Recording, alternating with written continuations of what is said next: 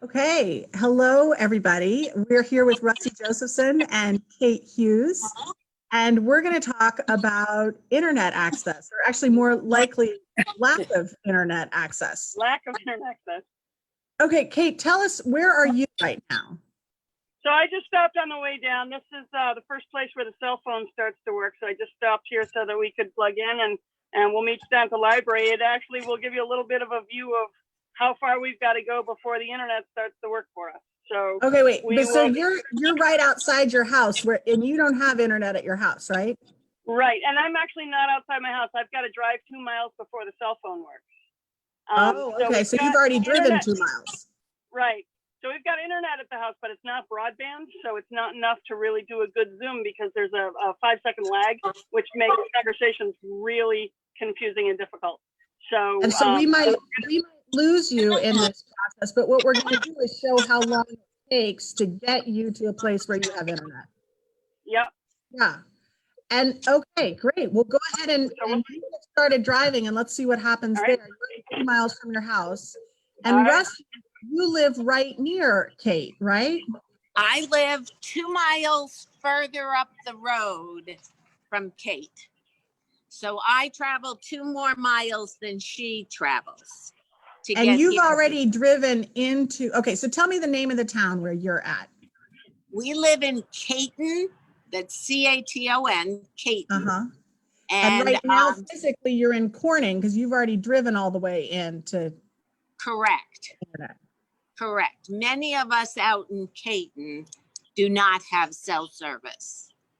Although I must say, the roads around me on 3 sides do have high-speed internet. It's our road in between that does not. And in fact, where we're driving right now, there's high-speed internet on this road right here, 2 miles from my house, but it does not get up the street. And the internet, my internet is 0.2 miles from my house. So Rusty, where you live in your house, there is internet 0.2 miles away from you, but you can't get on that. Instead, you've had to drive into Corning, and you're now sitting in your lawn chair there in the Corning Library parking lot. Is that right? Well, I get a better signal at the ice rink side of the library. So I had to carry all my stuff around the other side of the building. So yes, I am at the library sitting outside their window, signed on to their internet. Well, thank goodness for the library, for the Southern Tier Library System, and the fact that they have that internet to provide for folks like you. Exactly. My son-in-law came up to visit last weekend with his family, and of course he had to work. So he came down here every day and sat in the library here and did his work. And then one day we biked in Elmira, and so he biked over to the library there and sat in their parking lot to use the internet. So the library has been very handy. And okay, so tell me I mean, I know it's been a years-long project for you, Rusty, to try and get internet service there at your house. And there's several different things we're talking about. One is broadband internet, one is cell service, and then there's also dial-up. There's all different levels of service you can have. But Rusty, in a nutshell, what is it that you've been trying to get at your house? Well, my problem is I have no cell service and I have to have satellite internet. Now, I used to have an internet service that provided a signal that I could buy from Verizon, a power boost, so to speak. So it would pick up the cell signal, boost it through the internet, and bring it to me. Now, I changed services, which was a very big mistake. And in doing so, the company I use sends out a very haphazard signal, which Kate will talk to about. It's not a steady signal. And so the power boost will not work. So I no longer have cell service at my house. And the reason for the change that Rusty had, and she had the same service that we currently have. We actually have two to try to get enough.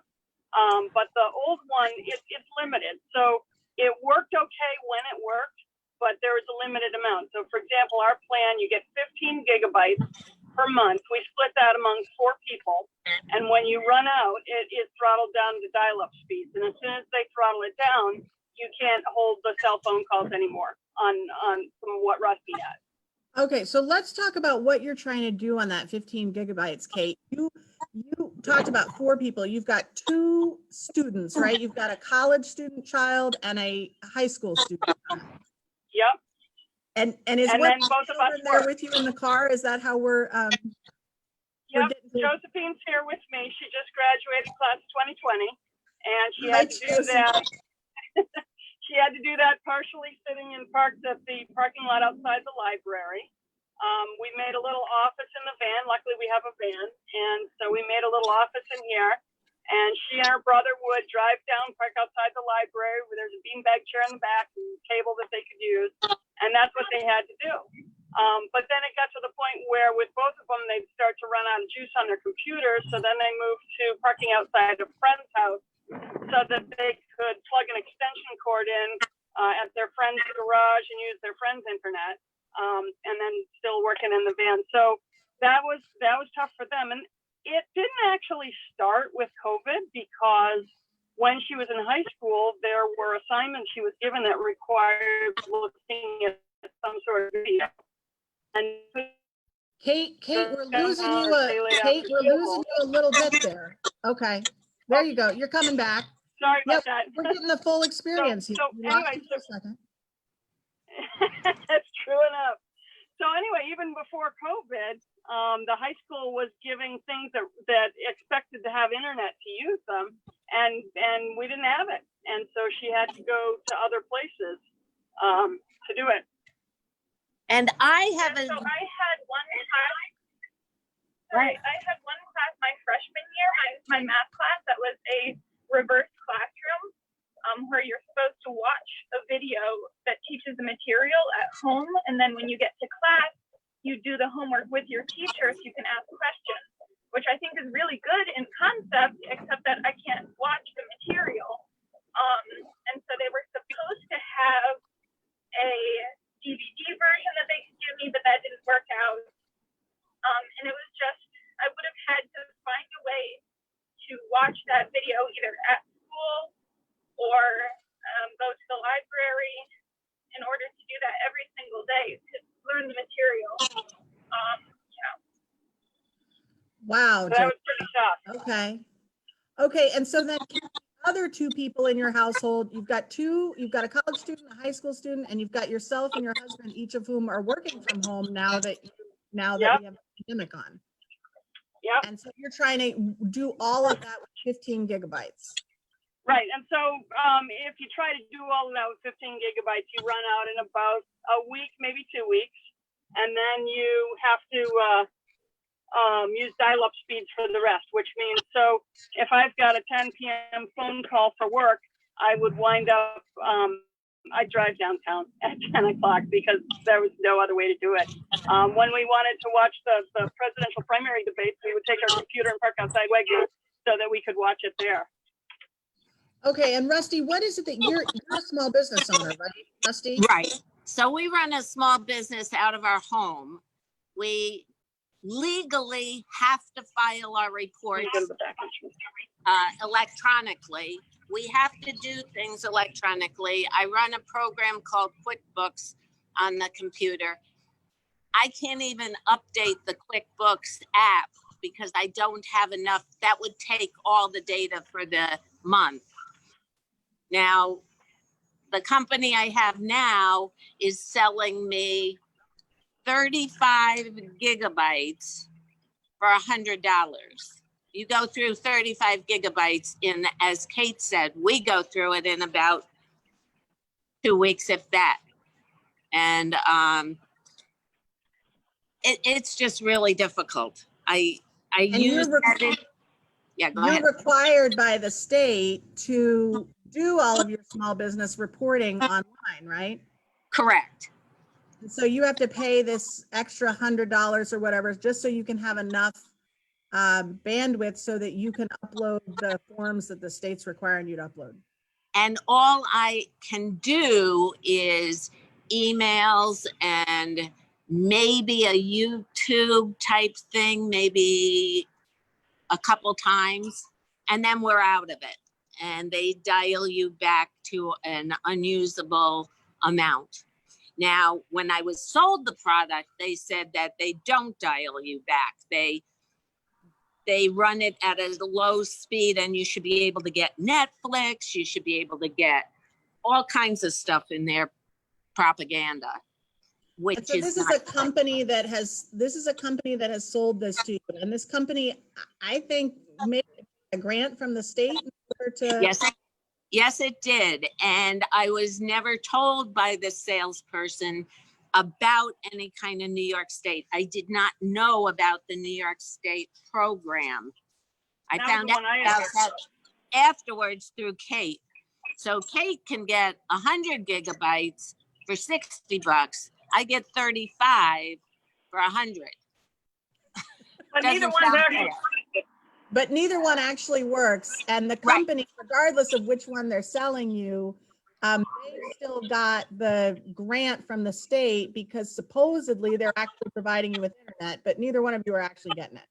Correct. Correct. And when I was having so much trouble and I had some sanity, I would call them about it and they would tell me that, oh, it's because of the pandemic that they're overloaded and that their system can't handle all the business that they are trying to run on that. And so after the pandemic, I will have a great service, except that they're still advertising on TV. They're still advertising everywhere for people to join them. And if they can't give us service, how do they get to sell other people's service? Okay, well, so let's get a little status report on where we are here. Kate, it looks like you and Josie have now pulled up and you've parked. Is this where you get to do your schoolwork, Josie? Yeah, so this is right outside the library. So same place Rusty is, just on the other side in the parking lot.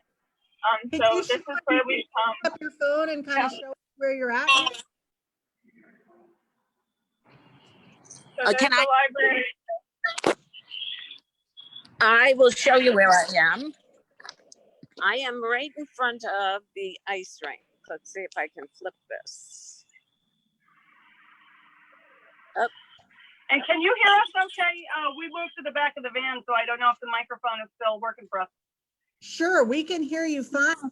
Okay, Okay. so now I see that you've each set up your desks there. Josephine and Kate, you're there in the back of the car. You've got a pretty great desk set up there. Show us what you've got set up there. So this is sort of a abbreviated version of what we had when we're doing school. So when we were doing school, I got a whole wooden desk in here and I had the tablecloth on it for my brother mostly. And then I set up in the back. I had a beanbag chair and some fairy lights and a little table. And I had a lot of fun with it, but I mean, it would have been nicer to be at home. It would have been nicer to be doing your homework at home, but this was okay. Okay, so you've driven now to the parking lot at the library and you can get on Wi-Fi there. We've been on cell service all the way till we got here. Is your phone automatically connecting to the Wi-Fi in the parking lot? No, we were gonna go onto the iPad to check out the Wi-Fi here. Right now we're still on cell service. Now you're still on cell service. Okay, and then Russ, you're there in the parking lot. You've set up your lawn chair and you've got a little desk there. Is that right? Yes, I do.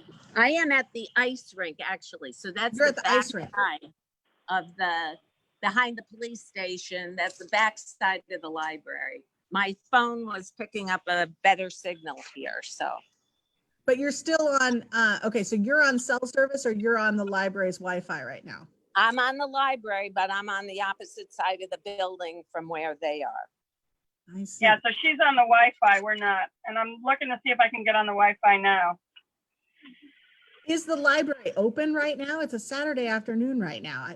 Library's not, They No. do keep it on all the time. It's always on.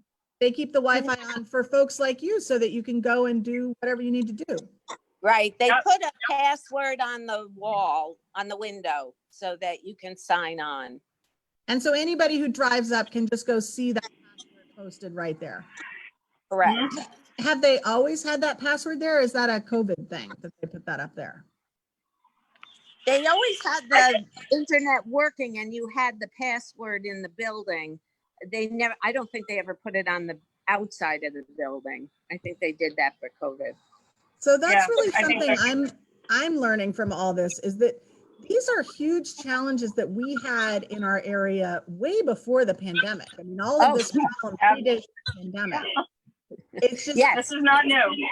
it's much more present and you see it more. And for a student like Josephine, it's even harder because it used to be, you said you had your class that was a reverse class and you just had this one class where you had to do stuff at home and you weren't able to do it because that was how that class was working. But now all your classes are online. And so it's even more significant now. Yep. And the Yeah, other, and now you have to. now I have to add into that. I no longer have students at home. But we are, I hate to say it, we are an elderly couple who were isolated for that pandemic. You remember what the weather was like. It's not like now that I can sit out here nicely in the sun. It was very isolating, to hear of all the virtual tours people could go on for the libraries, to go, hear some TED Talks, to get all these offers of tutoring on business things. We can't make use of any of that. We were totally isolated up there because of our lack of internet connection. And I understand students, of course, need it, but I think they forget that the rest of us are out there too. Yeah. And Yep. And so, that- And even more than that, things like banking and things like that we want to try to Exactly. do from home. The time there's timeout protocols on many of the security things that you go through. Banking is one. Even some of the online interactions that you might have in a classroom or something like that. There's a call and response going on electronically that's invisible to most of the users, but it's not invisible to us because their computer will send out a ping are we still getting a signal from this person? Are they still on? So that you can stay connected to your banking or whatever it is. And the lag on a satellite is between 2 to 5 seconds. And that's longer than those protocols. And so we'd get dropped off because the other side would say, oh, they're not still there. Oh, they're not still there. And we're like, no, we're trying. We're pedaling as hard as we can. But it would drop us. And so you couldn't do your banking because it kept saying, oh, you must be gone. And it would turn off. And so the same is true with that when you're trying to do your taxes, when you're trying to stay online with anything that requires an electronic handshake, the satellite doesn't shake hands fast enough. It drops you all the time. now I have heard that, I've heard folks argue to me that it is possible to get it fast enough with satellite for this all to work. Now, is that true in your experience? Is it absolutely. possible? Rusty and I Is that were what- trying to practice the Zoom today, and there's with that 5-second lag, it's almost impossible to have a coherent conversation, and it is impossible to be an active student in a classroom with a 5-second lag. So the teacher will ask something, and unless they pause for 5 seconds, think about how long that is. Let's time it. 1, 1,000, 2, 1,000, 3, 1,000, 4, 1,000, 5, 1,000. That's how much time of a lag I need in a conversation to get my point in.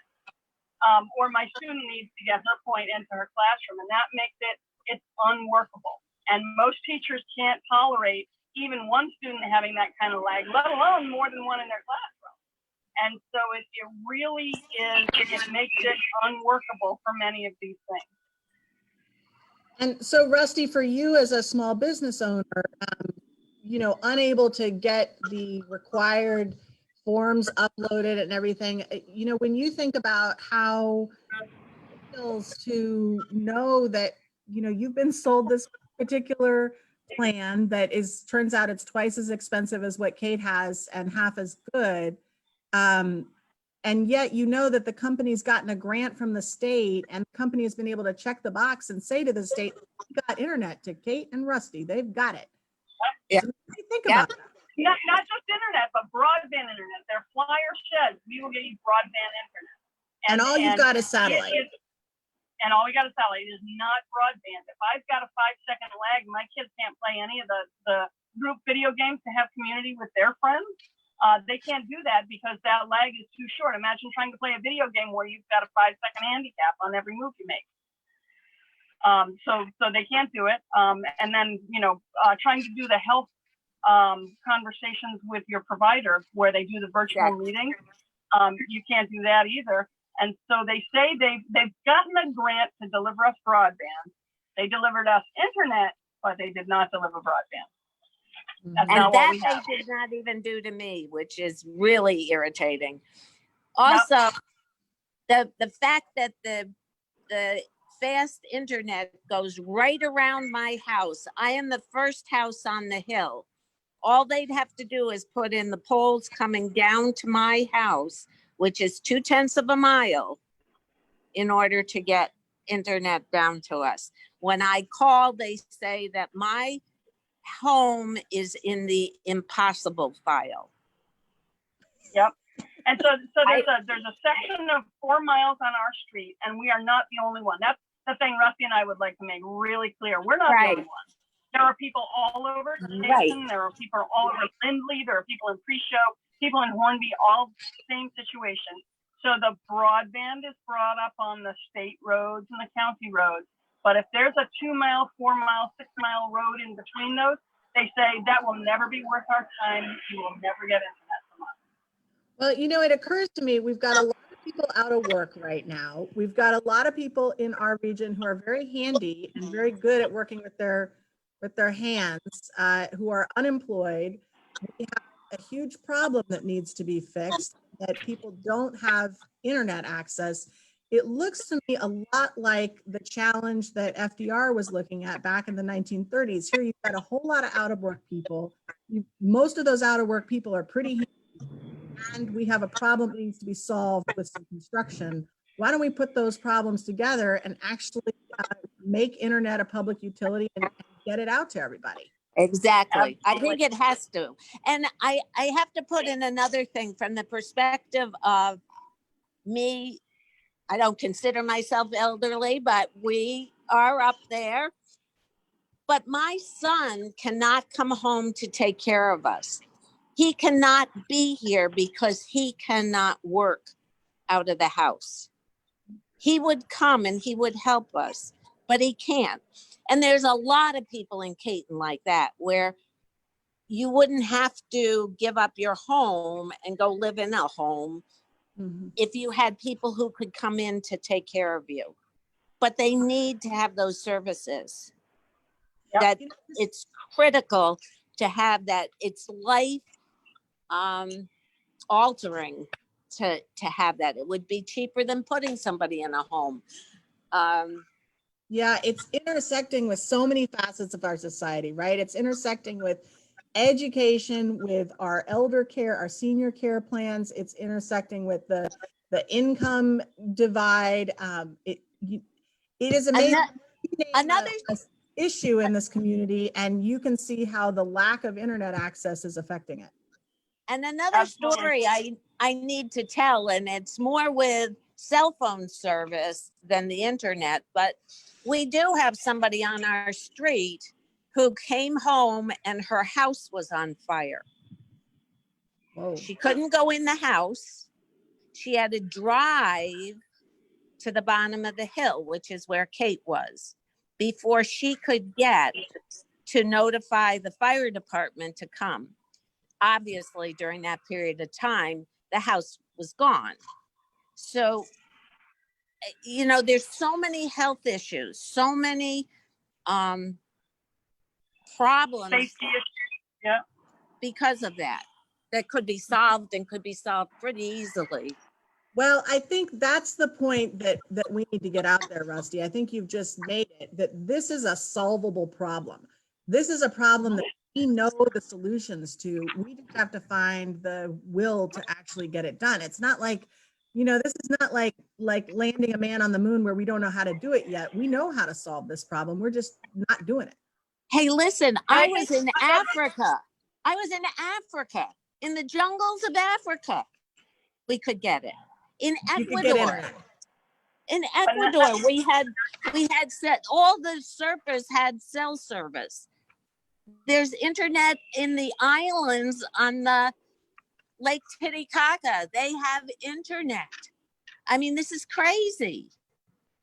And I think one thing that we need to remember and point out, Leslie, is Rusty and I are people that have a lot of resources. So I tricked out my van into an office for the kid, and I sent him down to the library every day so that they could continue doing it.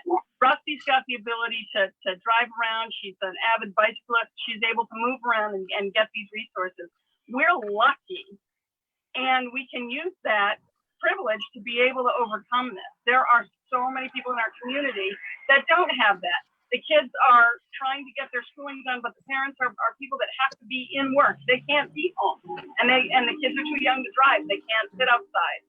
My kids came down, and I gave them sleeping bags so that they'd be warm enough when they were sitting out here during March to do it. But there are a lot of other families that say, no, we can't. You know, that's not something that we can overcome. And so while Rusty and I are able to overcome it, and we're able to talk about what it takes to overcome it, we acknowledge and we really honor the hundreds of people, thousands of people maybe in our community that can't. And so we really, part of our fight is for them as well, because they're not even here to give their voice. But they're having troubles with school, they're having troubles with work, they're having troubles with health, they're having troubles with their banking and their taxes because of this. Well, that's for sure, that anytime there's an opportunity to raise a voice for something, you know that there's going to be people behind who have not been able to get to the table and are not able to raise their voice about that particular issue. So thank you for making that point. It's an excellent one. You know, I'm also thinking, I saw Josephine, where you had two separate desks. Your brother was able to be at one, and you were able to be in the back with you said you put up your 50 twinkle lights and all that in the back. That means you had two separate computers. That means your mom was able to set up two separate tables for you guys in the car, in the van. I mean, it's an adorable situation that your mom's created there for you with the fairy twinkle lights and the van and the table. But even that is inaccessible for a lot of folks. Absolutely. The other thing that I've got to mention is that our property values are way down because of it. I talked to real estate people who came up and looked. They said, nobody's buying a house that doesn't have internet service. What are you kidding? They don't want that. They need internet. That's one of the first questions they're asked. Mm-hmm. Yep. It's really untenable. Well, I really appreciate all three of you. Josephine, thank you for joining us. And Kate and Rusty, thank you all for joining us. If you had one last idea that, you know, just nutshell idea, what do you think should be done to fix this? How, like, in one sentence, what do we do to fix this? In one sentence, this is not something that the free hand of the open market is ever going to solve. It will never be worth a company's while to bring cable up our street. This is something that must be done by the government, just like the rural electrification project. It is a necessity for life. It is a necessity for livelihood, and it is not something that the free market will ever want to solve. Exactly. I appreciate that. What do you think? Yeah, Rusty. I know that if it was something mandated that the electric and the internet and the cell service all work together, it could be solved very easily and quickly. They can share poles, which is what they do. All my stuff is blowing all over the place here. That's a hazard of setting up your outdoor office outside the light. It is. I'm chasing my papers. Well, we're very lucky it's not pouring rain like it was yesterday at this time. So I really appreciate you folks showing us how it is, and you have a really upbeat and cheerful attitude about the whole thing. But let me tell you, I'm picturing this in the snow and the rain in the middle of the night with a couple of tired kids, or a small business report that is due the next day, and it does not look scary to me. So You also haven't seen me after I've been on the telephone with one of these services, okay. because I'm not a very cheerful, happy person. Well, I appreciate it, and thank you all three for sharing your story. I really appreciate it. Well, Take thanks. good Thanks for care, giving me everybody. a